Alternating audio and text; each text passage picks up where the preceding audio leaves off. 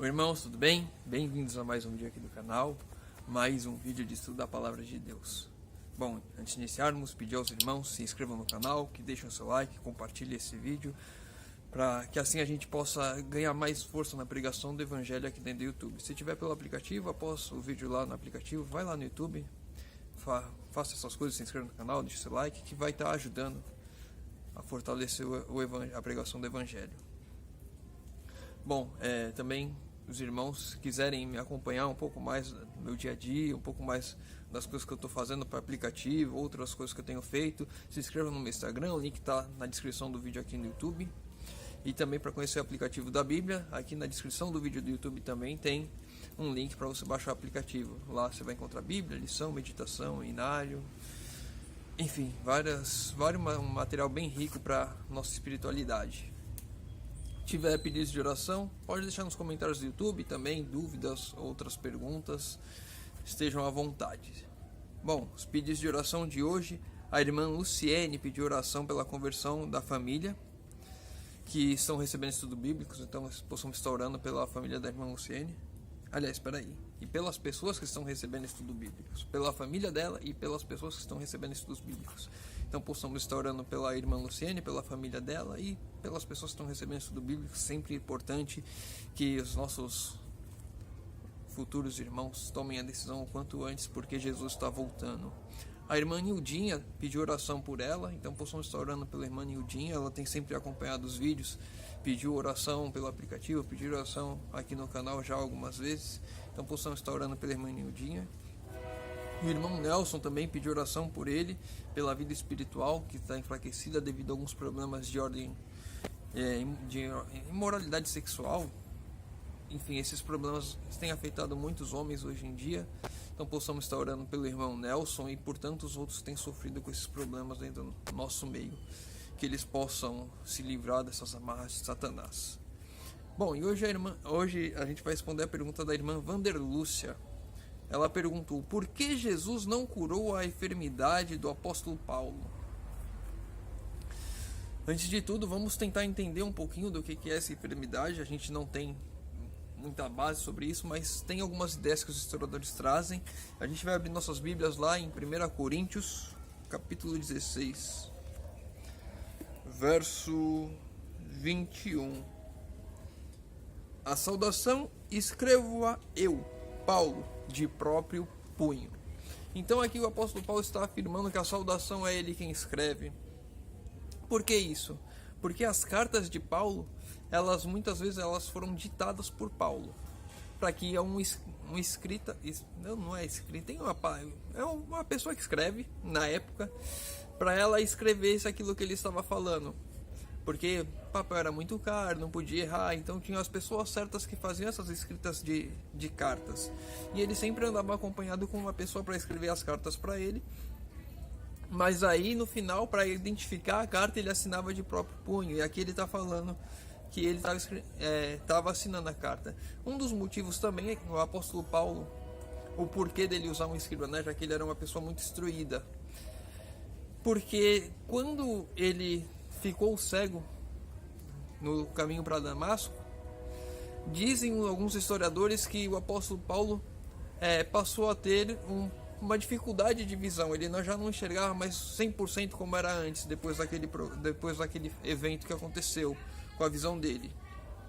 E aí a pergunta da irmã é: por que Deus não curou esse problema? E o apóstolo Paulo relata a oração dele, né, a conversa dele com Deus lá em 2 Coríntios, um pouquinho à frente, 2 Coríntios capítulo 12, verso 7.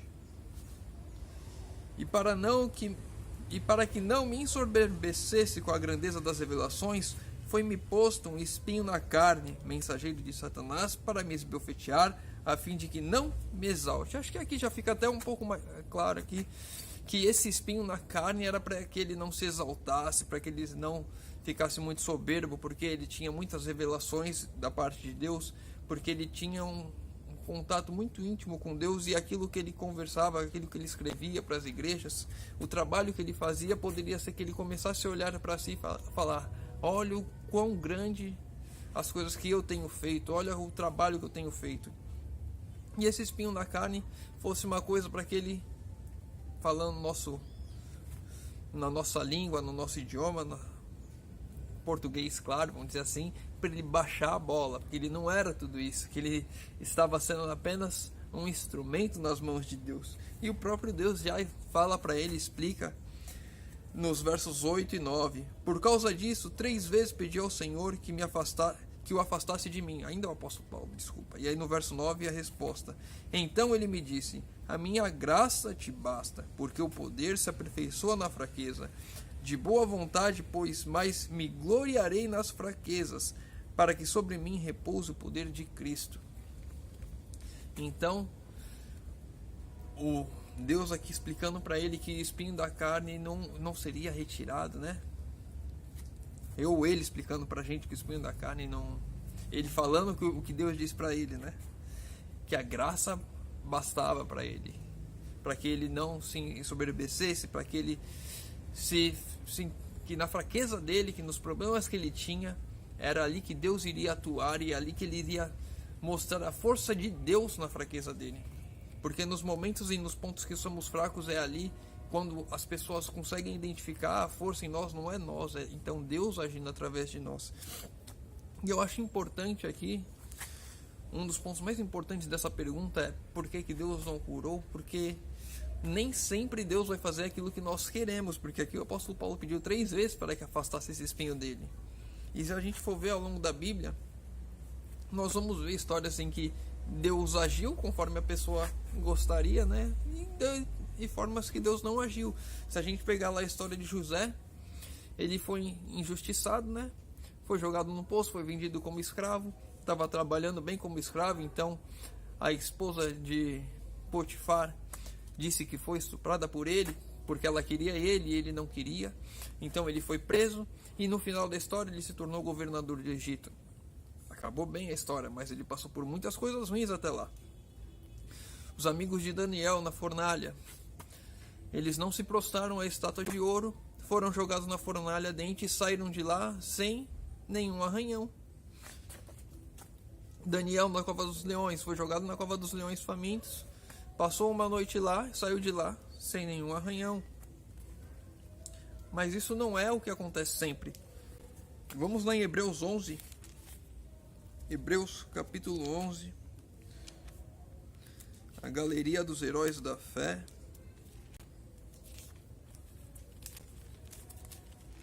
Eu sempre falo que esses livros que são um pouquinho menores aqui são os que eu mais me perco, né?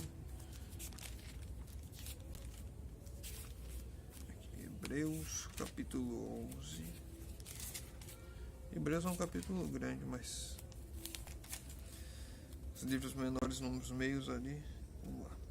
Hebreus 11, versos 35 e 37, do 35 ao 37. Mulheres receberam pela ressurreição os seus mortos. Alguns foram torturados, não aceitando o seu resgate, para obterem superior ressurreição. Outros, por sua vez, passaram pela prova de escárnio e açoites, sim, e até algemas e prisões. Foram apedrejados, provados, cerrados pelo meio, mortos a fio de espada. Andaram peregrinos vestidos de peles de ovelha e de cabras, necessitados, afligidos, maltratados. Aqui está falando de muitos profetas, que alguns aqui no verso 35, eles poderiam não passar pelas provas que estavam passando, se eles negassem ou fizessem alguma coisa, mas eles não negaram aquilo que eles estavam falando e preferiram morrer a negar a palavra, a negar a vontade de Deus. E muitos foram apedrejados, muitos foram presos, muitos foram açoitados. Nem sempre as coisas acontecem como queremos. Nós vamos ter provas nessa vida. Nós vamos ter dificuldades, nós não temos a garantia de que o final aqui nessa vida será feliz. Na verdade, o final da nossa vida aqui nessa terra é o pó da terra, então não é feliz. A morte não é feliz, não é o desejo de ninguém, nem mesmo de um suicida, porque quando ele se suicida ele só quer parar de estar aqui, ele não queria mais estar sentindo essa dor de estar aqui. Então a gente vê aqui que teve pessoas aqui que tiveram uma história de superação, em que Deus agiu de certa forma para livrar eles de algum mal, e nós vemos que tem histórias também na Bíblia de pessoas que não tiveram esse mal livrado, mas os nossos olhos não têm que estar por aqui e por agora. E é uma coisa que o apóstolo Paulo tinha, e que ele entendeu isso depois que ele orou, e que Deus revelou para ele que a graça bastava para ele, que ele estava sendo aperfeiçoado na fraqueza, porque Cristo estava atuando nele, naqueles pontos de fraqueza dele. Quando ele começou a entender isso, ele não ficou olhando mais para as coisas aqui nessa terra. E é uma coisa que nós devemos fazer. Às vezes nós estamos passando por dificuldades aqui, às vezes nós podemos passar por doença, nós podemos ter perdas aqui, nós podemos ter lutas aqui, nós podemos enfrentar desemprego, nós podemos enfrentar escárnio por causa da nossa fé, nós podemos enfrentar diversas coisas aqui nessa terra. E nada disso vai importar se no final nós abandonarmos a Cristo para tentar, vamos dizer assim, burlar o sofrimento aqui. Porque a nossa vitória só é certa quando Jesus voltar. Quando nós ressuscitarmos aqueles que estão mortos, e quando nós subirmos transformados aqueles que estiverem vivos. A vida aqui pode ter momentos bons, momentos ruins, pode ter momentos felizes, pode ter momentos tristes, pode ter diversas coisas aqui. Pode ser que em determinados momentos nós vamos orar em sentido de uma coisa e que nossas orações não vão ser atendidas. Mas se nós estivermos com os olhos aqui realmente nessa terra, isso vai ser um motivo de perdição, vai ser um motivo de sofrimento, vai ser um motivo de afastamento de Deus.